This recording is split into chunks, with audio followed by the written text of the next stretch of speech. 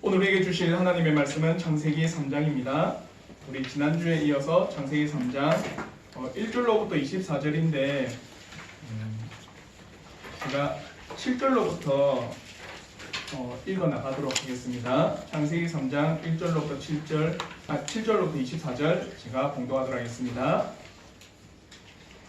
이에 그들의 눈이 밝아져 자기들이 벗은 줄을 알고 무화과 나무 잎을 엮어 치마로 삼았더라. 그들이 그날 바람이 불 때 동산에 거니시는 여호와 하나님의 소리를 듣고 아담과 그의 아내가 여호와 하나님의 낯을 피하여 동산 나무 사이에 숨은지라. 여호와 하나님이 아담을 부르시며 그에게 이르시되 내가 어디 있느냐. 이르되 내가 동산에서 하나님의 소리를 듣고 내가 벗었으므로 두려워하여 숨었나이다. 이르시되 누가 너의 벗었음을 내게 알렸느냐. 내가 내게 먹지 말라 명한 그 나무 열매를 내가 먹었느냐. 아담이 이르되 하나님이 주셔서 나와 함께 있게 하신 여자 그가 그 나무 열매를 내게 주므로 내가 먹었나이다. 여호와 하나님이 여자에게 이르시되 내가 어찌하여 이렇게 하였느냐. 여자가 이르되 뱀이 나를 꿰므로 내가 먹었나이다. 여호와 하나님이 뱀에게 이르시되 내가 이렇게 하였으니 내가 모든 가축과 들의 모든 짐승보다 더욱 저주를 받아 배로 다니고 살아있는 동안 흙을 먹을지니라.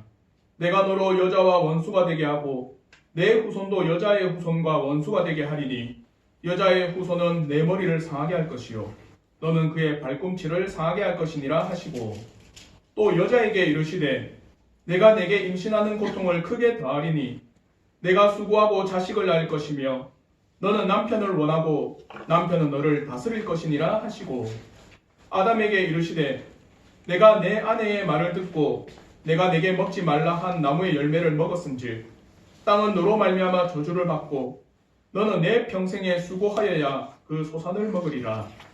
땅이 내게 가시덤불과 엉겅퀴를 낼 것이라.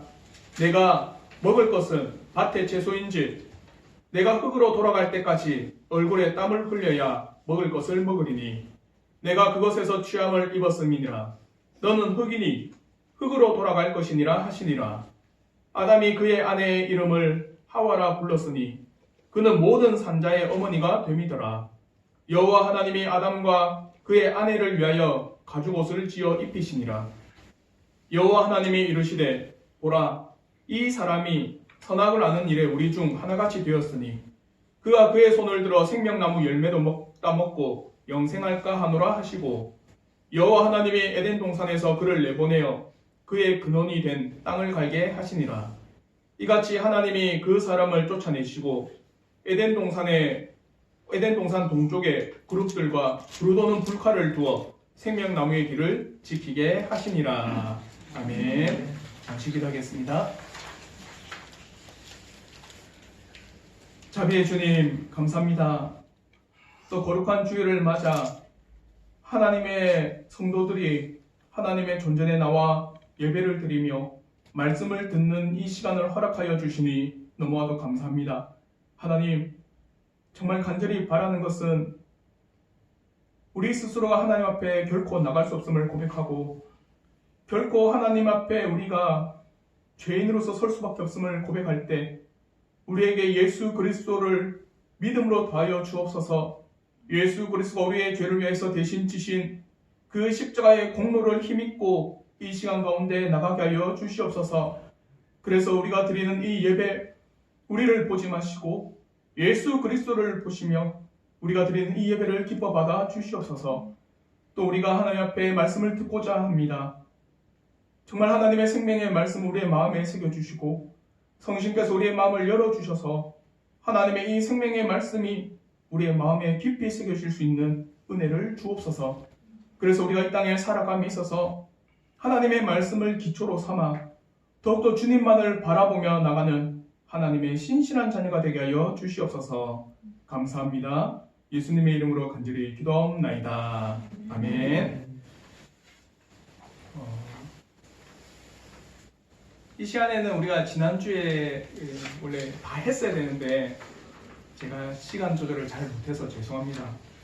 이어서 죄의 결과 및 하나님의 자비하심에 대해서 오늘은 잠시 나누도록 할게요.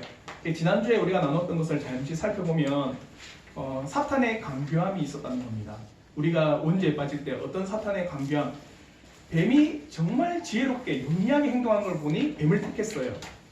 그와 더불어 직접적 언약의 관계가 아닌 그 하와를 택했습니다. 왜? 아담을 택하면은 자기 일이 쉴 거예요, 어려울 거예요? 어려워요. 왜? 직접적으로 하나님의 언약을 받았으니까 볼 때 이거는 아니다라고 할 가능성이 더 많은 겁니다. 그러니까 좀 더 쉽게 누구를 택한 겁니까? 하와를 택한 겁니다.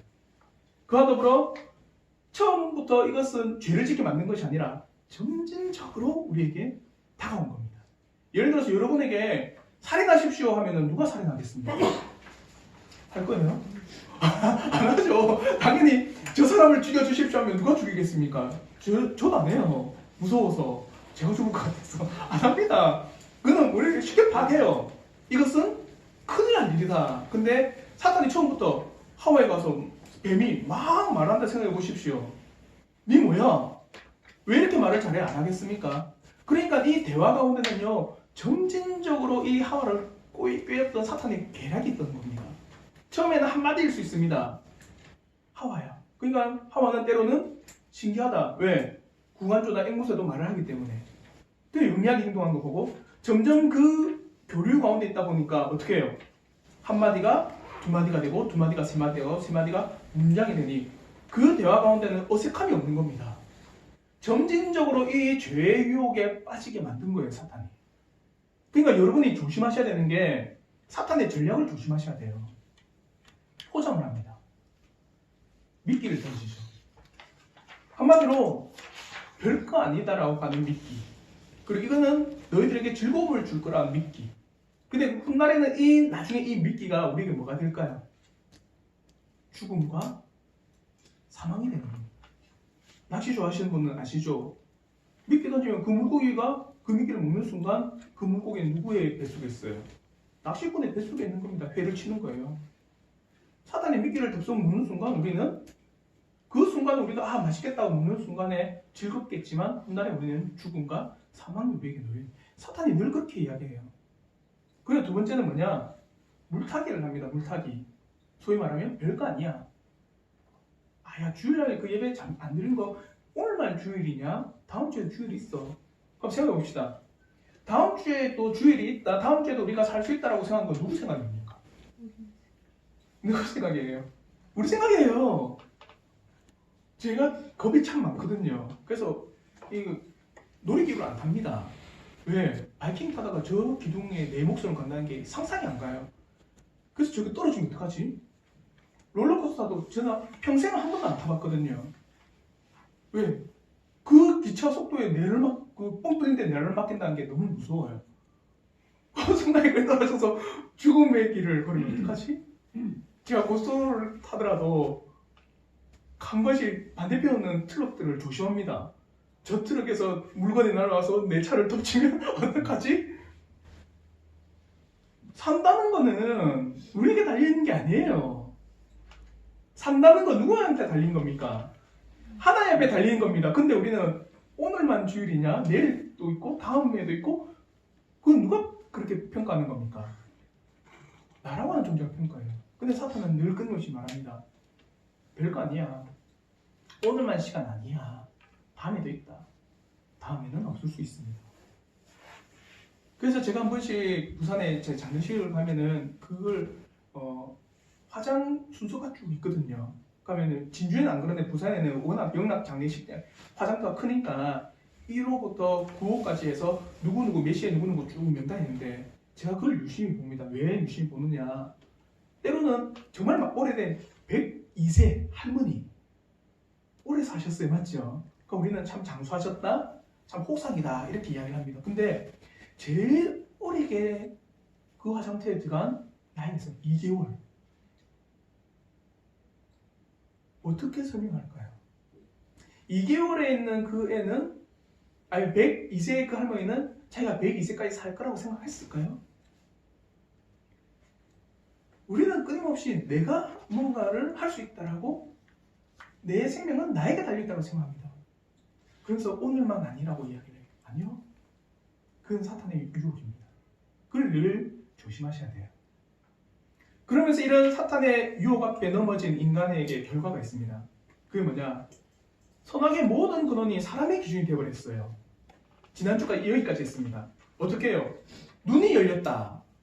눈이 열렸다라는 이 표현이 뭐냐면 새로운 시선으로 바라본다 이거예요. 이전에 모든 사물들과 모든 생각들은 누구의 시선으로 봤어요? 하나님의 관점으로 다 봤습니다. 그러니까 아담과 하와가 벌거벗고 있어도 그것은 하나님의 관점에 볼 때 이것은 자연스러웠습니다. 맞죠? 근데 죄가 들어오자마자 우리가 벌거벗고 있다는 게 사람의 관점을 보니까 이게 부끄러운 겁니다. 맞죠? 그러니까 나뭇잎으로 가려버린 겁니다. 한마디로 밝아졌다, 열리다, 띄어진 겁니다. 어떻게 해요? 하나님의 시선이 아닌 사람의 시선으로. 모든 선악의 근원이 사람이 되어버렸습니다. 그래서 사람이 근원이 된 건 뭐 좋지 않습니까? 할 때 안 좋다는 겁니다. 왜? 프란시스 베이컨은 네 가지 우상이 늘 끊임없이 사람들에게 놓여져 있기 때문에 사람들의 선택은 오류가 많다는 겁니다. 그래서 그 오류는 뭐냐? 시장의 우상, 종족의 우상, 극장의 우상, 동굴의 우상. 한마디로 종족의 우상은 뭡니까? 집단이 잘못인데도 불구하고 그 집단의 잘못에 대해서 잘못이라 말할 수 없다는 겁니다. 그에 대해서 2차 세계대전 때 나치의 정권 안에서 그 수많은 독일의 교회들이 그 히틀러를 찬양하고 나치 정권을 찬양했던 이유가 뭡니까? 종족의 우상, 집단의 우상, 민족의 우상이에요. 한마디로 종족의 우상입니다. 여기 가운데서도 쉽지 않은 일입니다. 이건 맞죠? 여러분 직장 생활하면서 그 직장에서 이것은 잘못입니다라고 외칠 수 있는 용기를 가져야 되는 건 참 좋은 건데 그렇게 하기가 힘들다는 겁니다. 왜? 종족의 우상 때문입니다. 그래서 선택에 대해서 늘 끊임없이 미스가 있어요. 그와 더불어서 시장의 우상, 여러 사람과 접촉하면서 들었던 수많은 풍문들, 그게 우리의 선택에 오류로 빠지게 만든다는 겁니다. 예를 들어서 이 사람이 A라 말하고 저 사람이 B로, 그러니까 그걸 들으니까 선택의 폭이 뭐예요? 넓어져 버린 겁니다. 그래서 선택을 할 수가 없도록 만드는 게 뭡니까? 시장의 우상. 또 극장의 우상은 뭐냐? 유명 인사가 말하는 말들. 그 유명 인사들 한 말들을 우리는 고지고대를 듣고 택했는데 잘못된. 옛날에 그 대구에서 뭐 아나콘가? 아나키 아시죠? 정말 의사들 볼 때 무식한 겁니다. 한마디로 그 예방 접종도 안 하고 아프면 그대로 방치하는 겁니다. 왜? 면역력을 키워야 된다고. 그 구속당했잖아요. 근데 그 말 듣고 수많은 어머니들이 애가 아픈데 다 방치를 한 거예요. 왜요? 극장의 우상이에요. 늘 끊임없이 우리는 이게 빠져있다는 거죠. 그리고 또 동굴의 우상, 경험이 부족하기 때문에 우리의 선택을 함에 있어서 오류가, 그러니까 사람의 선택이라는 것이 수많은 오류 가운데 있다. 어떤 결과를? 죄의 결과. 우리의 눈이 열려져서 사람이 선택하는 결과가 이렇게 돼버린 겁니다. 이게 지난주까지 나눔이었습니다. 기억이 나시죠? 네, 기억이 나시고 이제는 오늘 두 번째 죄의 결과가 뭐냐? 자신의 잘못에 대해서 여러 가지 핑계를 댑니다. 이걸 옆에다 하나 적어주시면 자기애에 빠졌다. 저는 이렇게 이야기합니다. 자기애에 빠진 겁니다. 죄가 주어지자 사람들은 각자 자신에게는 잘못이 없다라고 말하며 서로에게 죄를 떠넘기게 됩니다. 오늘 본문에서도 이렇게 고백합니다.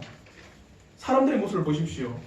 창세기 3장 12절부터 13절 우리 한번 다 같이 한번 읽어볼게요. 창세기 3장 12절부터 13절 다 같이 읽겠습니다. 시작. 아담이 이르되 하나님이 주셔서 나와 함께 있게 하신 여자 그가 그 나무 열매를 내게 주므로 내가 먹었나이다.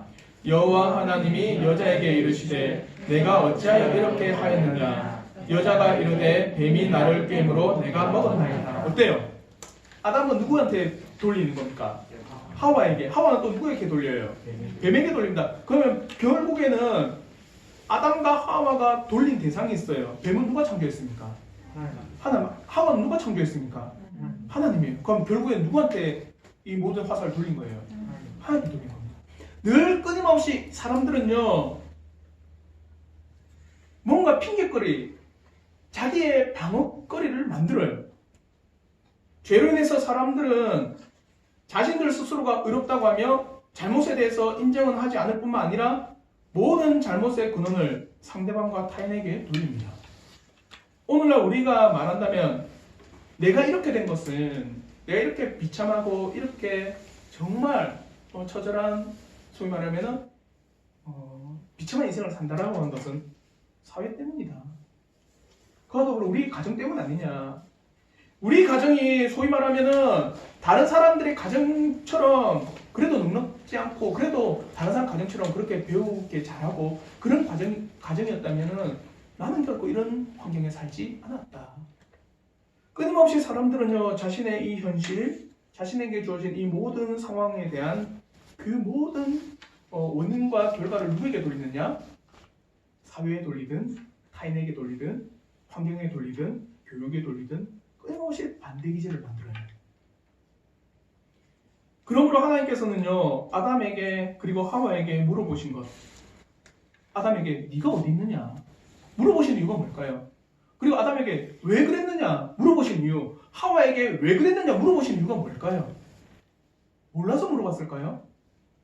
부모가 되면요 진짜 자녀들 보면 알아요. 얼굴만 보면 압니다. 말투 보고 그 눈빛만 봐도 알아요 진짜. 그래서 한 번씩 왜 그랬는데 몰라서 그럴까요? 뭘 원할까요? 솔직하게 회개하는 겁니다.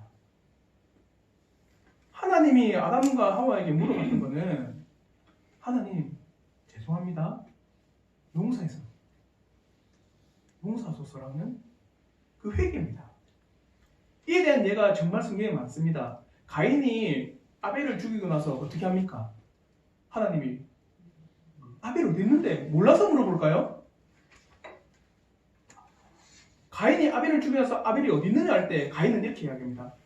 내가 내 동생을 지키는 자입니까? 핑계를 대요. 나는 동생 지키는 자 아니다. 왜 나한테 물어보냐 이겁니다. 그러니까 가인에게는 하나님께서 큰 저주를 내리시는 거예요. 더 중요하게는요 다윗을 보세요. 다윗이 우리아의 밧세바를 취했습니다. 맞죠? 그리고 우리아를 죽였습니다. 그러고 나서 다윗에 대한 그 잘못과 다윗에 대한 그 수많은 죄악에 대해서 나단 선지자를 보냅니다. 나단 선지자가 와서 예를 들어서 어떤 사람의 양 한 마리가 있는데 그 있는 지주가 그 양을 뺏어서 자기 꼴을 만들었습니다. 그러면 이 양을 빼앗은 이 사람 어떻게 해야 됩니까? 그러니까 다윗이 열받아가지고 그 주인을 당장 데려오라고. 내가 그들을 죽이겠다. 왜? 불의를 저질렀잖아요. 맞죠? 한 마리밖에 없는 양을 뺐었으니까. 나단이 그래서 뭐라는지 아세요? 당신이다. 우리에게는 밧세바밖에 없는데 그걸 빼앗은 게 당신이고 그리고 우리아를 죽인 게 당신이라고 말해요. 다윗 어떻게 한지 아십니까? 바로 그 자리에 무릎 꿇고 회개합니다. 엄청난 차이죠. 회개하면서 용서해 달랍니다. 그러니까 나단 선지자를 통해서 하나님께서 그를 용서하세요. 하나님께서 아담과 하와에게 물어본 거는요. 그리고 때로 우리에게 물어보는 거는 뭘 원해서? 그에 대해서 회개하고 자복하는 거예요. 근데 끊임없이 우리는 자신의 이 책임을 떠넘깁니다. 그래서 모든 일에 핑계를 대고 자기의 책임으로 인정하지를 않게 되버린 거예요. 이것을 저는 자기애라고 표현을 합니다. 이제 사람들은 자기애로 똘똘 뭉친 사람이 되었습니다. 자기가 이 땅에서 선하게 포장되어야 하고 자신은 결코 흠이나 결점이 없는 존재로 나타나야 한다.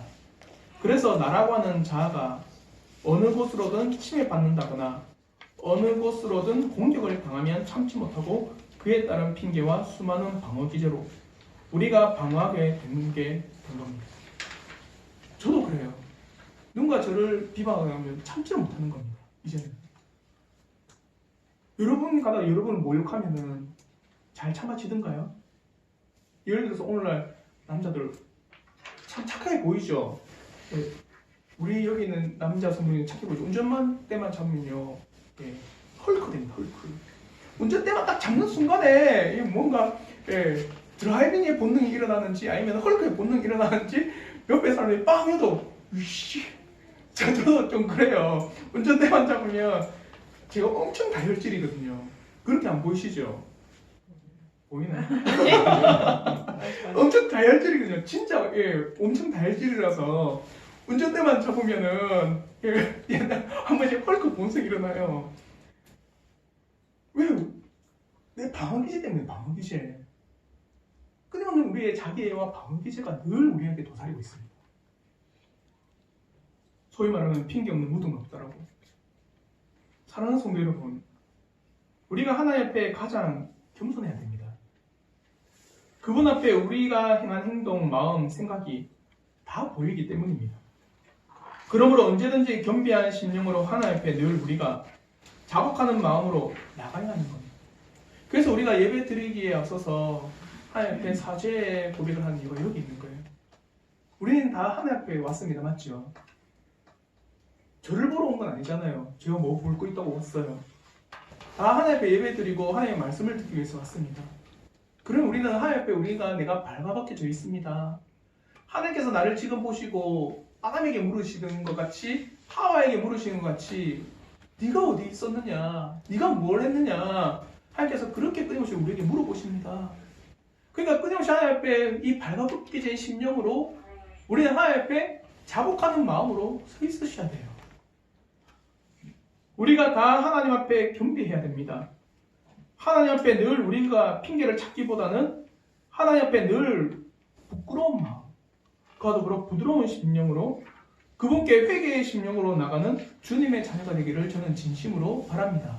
그러므로 시편과 이사야의 말씀에 이렇게 말씀합니다. 여호와는 마음이 상한 자를 가까이 하시고 중심으로 통회하는 자를 구원하시도다. 한마디로 심령이 마음이 상했다는 게 뭘까요? 하나님 앞에 볼 때 참 부끄럽습니다.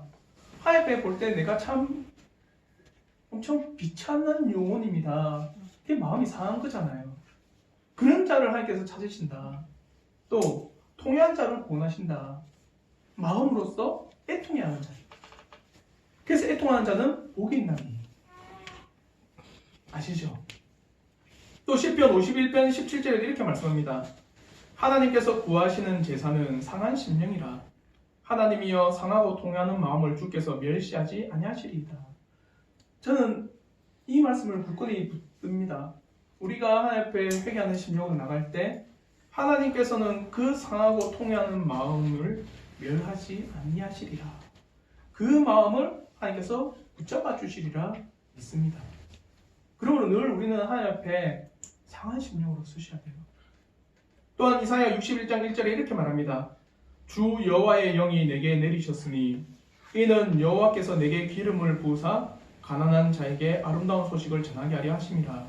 나를 보내사 마음이 상한 자를 고치며 포로된 자에게 자유를, 갇힌 자에게 노임을 선포하며. 자요. 예수를 보내신 이유는 뭡니까? 마음이 어떤 자? 상한 자를 고친다 했어요. 그러면 내가 마음이 상해 있어야 되는 거예요.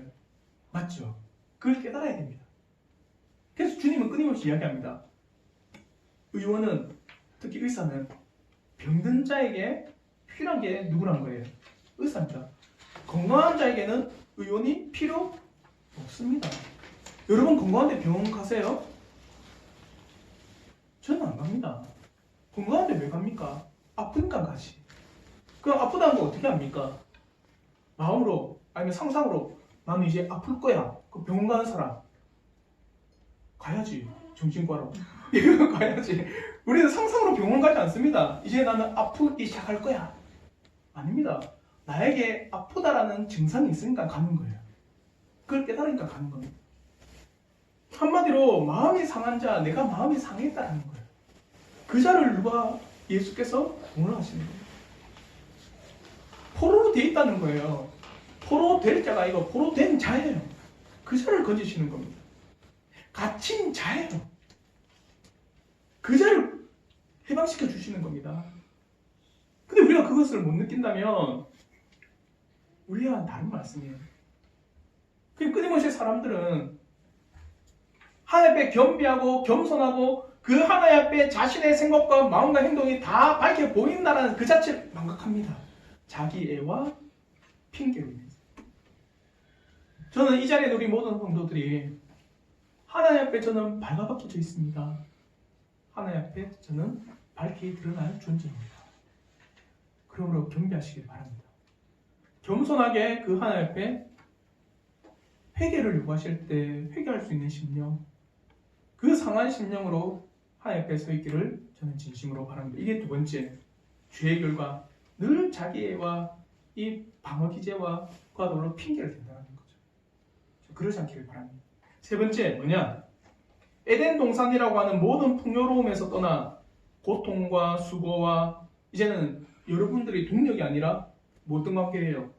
경쟁의 관계가 되어버린 겁니다. 설날인데 본가를 가야 될까? 처가를 가야 될까? 어디 가세요?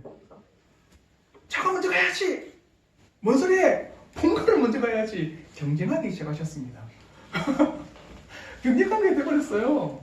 사람이 이제는 우리는 동력의 관계를 떠나버렸습니다. 그게 우리에게 있는 저주예요. 한마디로 오늘 본문 24절을 보시길 바랍니다.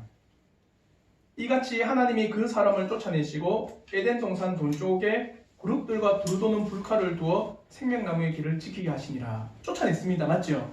근데 여기서 쫓아냈다라고 하는 이 히브리어는 카라시, 이혼했다 이거예요. 이혼하면 어떻습니까? 보기도 싫어요.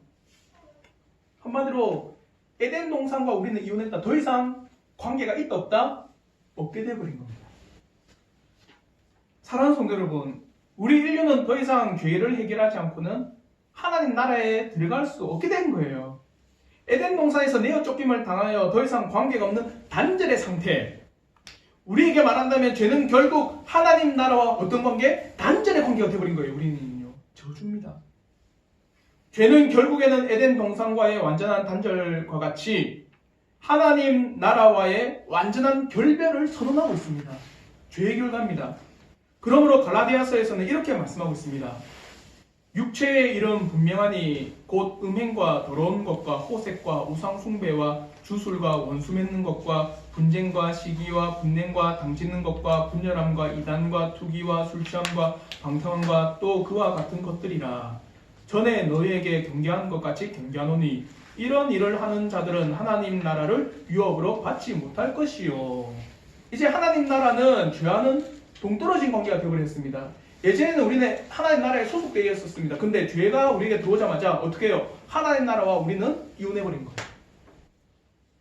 그 관계가 되어버린 거예요. 하나님 나라를 이제 더 이상 우리와는 상관이 없는 관계예요. 죄의 결과 이제 에덴 동산과 오늘날 하나님 나라는 결코 얻지 못하게 되어버렸습니다. 우리 스스로는. 그리고 수많은 수고로움과 고통이 인생 가운데 함께하게 됐습니다. 오늘 본문 16절로부터 17절의 말씀, 우리 창세기 3장 16절로부터 17절의 말씀 우리 한번 다 같이 한번 읽어보도록 하겠습니다. 우리 한번 다 같이 읽겠습니다. 시작. 또 여자에게 이르시되 내가 내게 임신하는 고통을 크게 더하리니 내가 수고하고 자식을 낳을 것이며 너는 남편을 원하고 남편은 너를 다스릴 것이니라 하시고 아담에게 이르시되 내가 내 아내의 말을 듣고 내가 내게 먹지 말라 한 나무의 열매를 먹었은즉 땅은 너로 말미암아 저주를 받고 너는 내 평생에 수고하여야 그 소산을 먹으리라. 이겁니다. 원래 우리 여성들이 태초에 죄를 짓기 전에 임신을 했을까요? 했을까요? 했습니다. 왜요? 하나님께서 언약에 생육하고 어떻게 하셨어요? 번성을 했습니다. 남녀가. 그러면 생육한다는 건 자손이 많이 늘어난다는 거잖아요. 그럼 임신은 당연한 겁니다. 근데 뱀을 통하여서 우리가 사탄을 통하여서 유혹을 받은 결과 뭐가 더해진 거예요? 이 자녀를 낳는 것 가운데 고통이 더해진 거예요. 큰 고통이 더해진 겁니다. 그래서 어떤 목사님은 이렇게 이야기해요. 모든 여성들이 자연분만해서 하나님께서 얼마나 크게 우리를 심판하신지를 경험해야 된다. 그러면 안 되지. 자연분만을 못 나는 애들이 있는데 어떤 정말 완전히 말씀을 따르는 그렇게도 이야기를 해요. 근데 자연분만을 하든 제왕절개 하든 고통입니다. 제왕절개하고 애원하네 아무도 안 합니다. 정말 아파요. 저는 경험하지 못했지만 제 몸에 칼 댄 적이 없어서 한 번도 그게 어떤 것인지 잘 모르겠지만 저분은 엄청 아프다고 해요. 어떻게 아픈지 우리 일하자면서 좀 많이 그게 뭐예요? 임신의 고통이에요.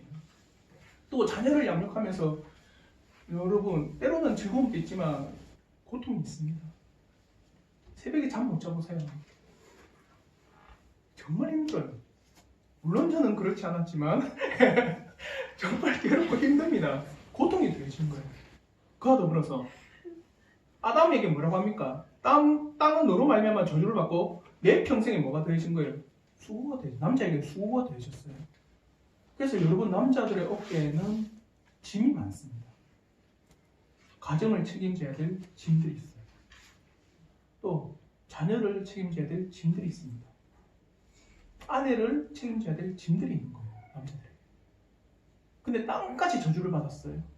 이게 뭐냐면 이전에는 모든 동산의 나무들의 열매는 누가 자라게 하셨어요? 하나님이 다 주셨습니다.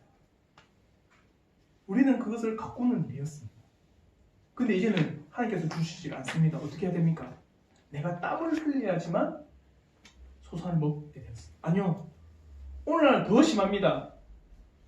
땀을 흘려도 그에 대한 합당한 소산을 얻지 못하는 경우가 더 많아요.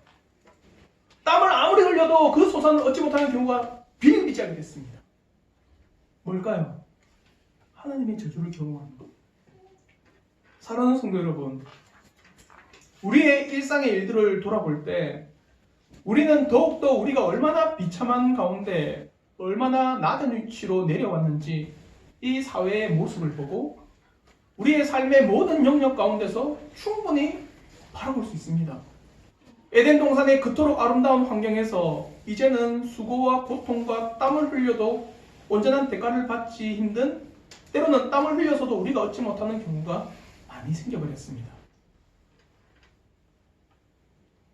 모든 모습을 볼 때, 이런 모든 환경을 볼 때 우리는 더욱더 애통하며 상한 심령으로 하나님께 죄에 인한 결과를 묵묵히 묵상하셔야 돼요. 그리고 우리가 원래 누리고 행복과 복락의 장소인 에덴 동산을 더욱 사모해야 될 것입니다. 진정한 참된 복락과 행복의 장소인 하나님 나라를 우리가 더욱 소망해야 될 것입니다. 그러므로 요한계시록에는 이렇게 말씀합니다. 모든 눈물을 그 눈에서 닦아주시니 다시는 사망이 없고 애통하는 것이나 곡하는 것이나 아픈 것이 다시 있지 아니하리니 처음 것들이 다 지나갔습니다. 요약이에요. 모든 눈에서 눈물을 닦아주시고 뭐가 없다는 겁니까? 없다. 죄를 지음으로 말미암아 온 게 뭡니까? 사망입니다. 이제 사망이 없어요. 애통하는 게 뭘까요? 하나님 앞에 가슴 치는 겁니다. 이 사회적 고통 때문에 저주로 인해서 또 곡하는 것이나 눈물을 흘리는 것이나 그리고 저주, 소위 말하면 서로 간에 싸우면서 정말 괴로움이나 이런 모든 게 없고 또 아픈 것이 있지 않다는 거죠. 처음 것들이 다 지나갔다는 겁니다. 이게 하나님 나라라는 거예요. 그럼 에덴 동산의 그 아름다움을 다시 한번 회복시켜 주신 겁니다. 사랑하는 성도 여러분, 이런 모든 하나님의 저주를 우리는 직접 이 사회를 통해서 경험하고 있습니다. 그런 말미암아 우리가 더 바라야 되는 게 어디일까요? 하나님 나라를 보게 하신 거예요. 에덴 동산에서 이혼해서 결코 우리가 관계없는 그 하나님 나라.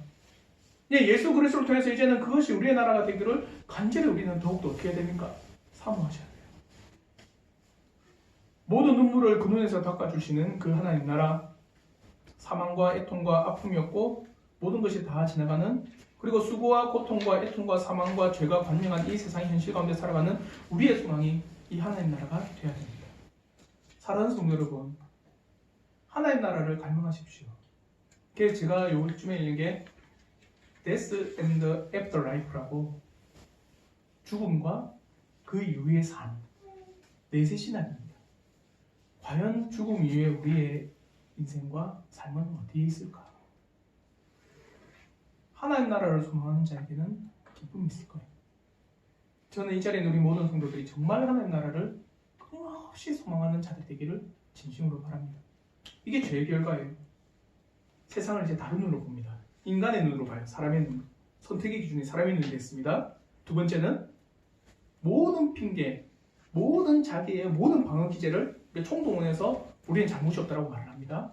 세 번째는 하나님의 나라에서 쫓겨났어요. 그와 더불어서 이 땅에서 수고로움이 있고 고통이 있고 이 땅에서 수많은 아픔이 있고 이 땅에서 이제는 동력이 아니라 경쟁 관계가 되어버린 거예요. 이게 죄의 결과로 우리에게 주어졌어요. 근데 이런 죄의 결과 가운데 놓여진 우리 인생에게 하나님은 또한 자비를 베푸세요. 놀라운 거예요. 그의 마지막 나눔입니다. 죄로 인한 인생의 비참한 가운데 하나님의 자비하심으로 인한 자비와 긍휼의 길을 허락하신 하나님이다. 오늘 읽었던 창세기 3장 15절에 그리고 21절에 우리 한번 함께 읽도록 할게요. 창세기 3장 15절, 창세기 3장 21절 우리 전에 한번 다 한 목소리로 읽도록 하겠습니다. 시작. 내가 너로 여자와 원수가 되게 하고 내 후손도 여자의 후손과 원수가 되게 하리니 여자의 후손은 내 머리를 상하게 할 것이요 너는 그의 발꿈치를 상하게 할 것이니라 하시고 창세기 3장 21절 우리 한번 읽어보겠습니다. 시작. 여호와 하나님이 아담과 그의 아내를 위하여 가죽옷을 지어 입히시니라. 이겁니다. 이제 복음을 선포하세요. 하나님께서. 근데 재밌는 거는 그 저주와 심판이 있는 가운데 뭘 선포하신 거예요? 복음과 그 생명과 다시 한번 건짐을 선포하고 계시는 겁니다. 창세기 3장 15절 원복음 우리는 잘 알고 있습니다. 맞죠? 근데 더 재밌는 것은 창세기 21장이에요. 가죽옷을 지어 입히셨습니다. 누가요? 하나님께서. 그전에는 어떻게 했습니까? 아담과 하와가 죄를 짓고 나서 어떻게 했습니까? 그가 스스로 나뭇잎을 엮어 입었어요. 어떻게 했습니까? 자기 스스로가 그 죄를 가리려고 한 거예요. 이해가 되시죠? 자기 스스로 이거는 부끄러움이라고 자기 이제 다른 사람의 눈으로 본 결과 자기의 수치와 자기의 더러움과 자기의 죄를 자기 스스로 가리려고 했다면 창세기 3장 21절에는 하나님께서 가죽옷을 지어서 그들에게 입히시는 거예요. 누가 입히신 겁니까? 하나님이 입히신 거예요. 뭔가 깨달아지지 않습니까? 사람들은 자기 스스로 자기의 수치와 자기들의 죄를 가리고 싶어도 결코 가리지 못합니다. 그렇게 나뭇잎으로 엮고 자기를 가렸는데도 불구하고 하나님께서는 찾으셨어요.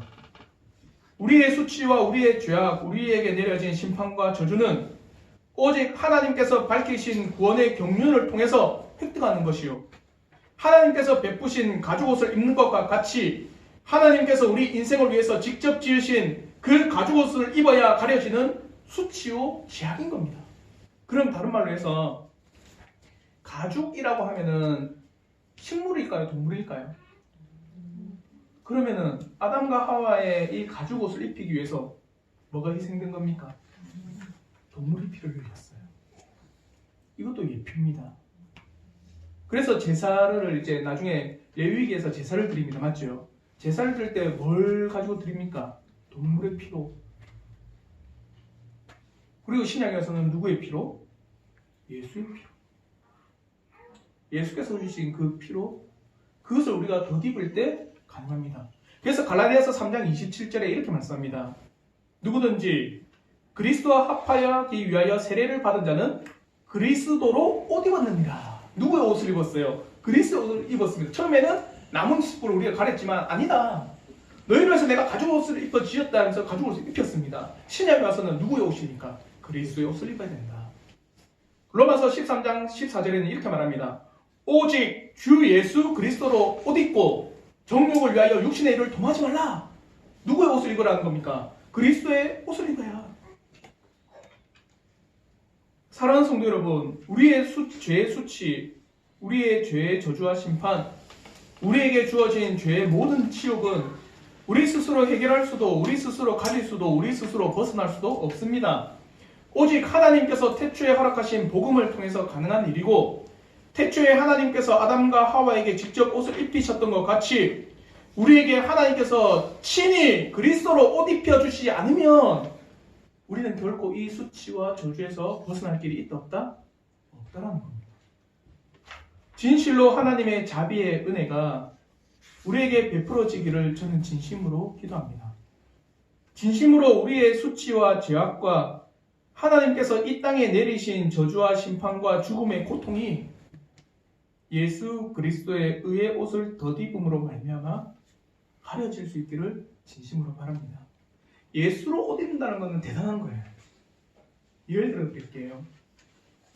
여기 있는 저는 여러분들이 목욕을 했는지, 씻고 왔는지, 샤워를 했는지, 때를 밀었는지 알까요? 모를까요? 안다면 큰일 나죠. 모릅니다. 맞죠? 여러분 화장하면 다 똑같아 보여요. 근데 제가 여러분을 보고 깔끔하네 뭐로 평가할까요? 여러분들이 입고 있는 옷 보고 평가합니다. 참 깔끔하게 입고 오셨네요. 이러잖아요. 제가 볼 수 있는 건 여러분의 옷입니다. 참 단정하게 입으셨고 참 깔끔하게 입으셨네. 그리스도로 옷 입는다는 건 이겁니다. 하나님이 우리를 보실 때 우리 속은 아직도 더러워요. 맞죠? 근데 우리가 입고 있는 예수 그리스도의 옷을 보시고 뭐라고 하는 겁니까? 너는 더 이상 죄가 없다라고 합니다. 이해가 되십니까? 그래서 그리스도로 옷을 입으라고 하는 거예요. 그리스도로 옷을 입지 않으면 끊임없이 하나님께서 우리를 볼 때 뭘 보는 겁니까? 우리의 중심을 보시고 우리의 중심을 보시고 그 죄악됨을 보시는 겁니다. 근데 지금 또 우리의 이 중심이 죄악과 더러움으로 똘똘 뭉쳐 있지만 우리가 의지하는 예수 그리스도의 옷을 통하여서 하나님께서 보실 때 뭐라고요? 죄가 없노라고 선포하시는 겁니다. 그러니까 그리스도의 옷을 입으라는 거예요. 이 은혜가 있기를 진심으로 바랍니다. 말씀을 맺겠습니다. 오늘 우리는 창세기 3장의 말씀을 통해서 죄가 어떻게 우리에게 찾아오게 되며 사탄은 어떻게 우리의 인생을 속이며 꾀있는지 한 번씩 살펴보았습니다. 죄는 점점 더 우리를 올가미처럼 옥죄어 죄에 빠지게 만듭니다. 사탄은 또한 죄가 별것 아니고 지금 잠시 죄의 낚시를 누리는 것을 가볍게 여기므로 우리의 경계심을 흐트러 놓습니다. 그러면 우리는 더욱더 죄가 우리를 사망의 길로 죽음의 길로 결국에는 하나님을 외면하는 길로 치닫게 함을 알고 죄에 늘 경계심을 가지고 살아가기를 진심으로 바랍니다.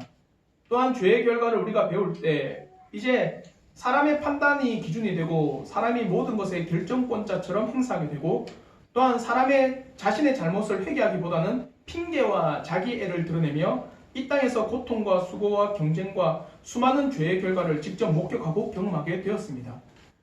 그리고 하나님의 낙원에서 추방되며 하나님과의 단절을 겪게 되었습니다. 그럼에 태초에 우리에게 베푸신 놀라운 동산 하나님 나라를 더욱더 사모하기를 진심으로 바랍니다. 회복의 은혜가 베풀어지기를 저는 진심으로 바랍니다. 이러한 회복은 곧 우리 인간 스스로가 할 수 있는 일이 아니며 하나님께서 태초에 우리에게 가르쳐 주신 복음, 하나님께서 직접 지어 입히신 가죽옷과 같이 예수 그리스도의 의의 옷을 우리에게 입혀 주실 때 우리의 수치와 저주와 죄의 심판과 죄가 더 이상 우리를 덮지 못함을 고백합니다. 진실로 우리에게 주의 복음으로 말미암아 주님께서 주시는 구원의 은총이 있기를 주님의 이름으로 축원합니다. 기도하겠습니다.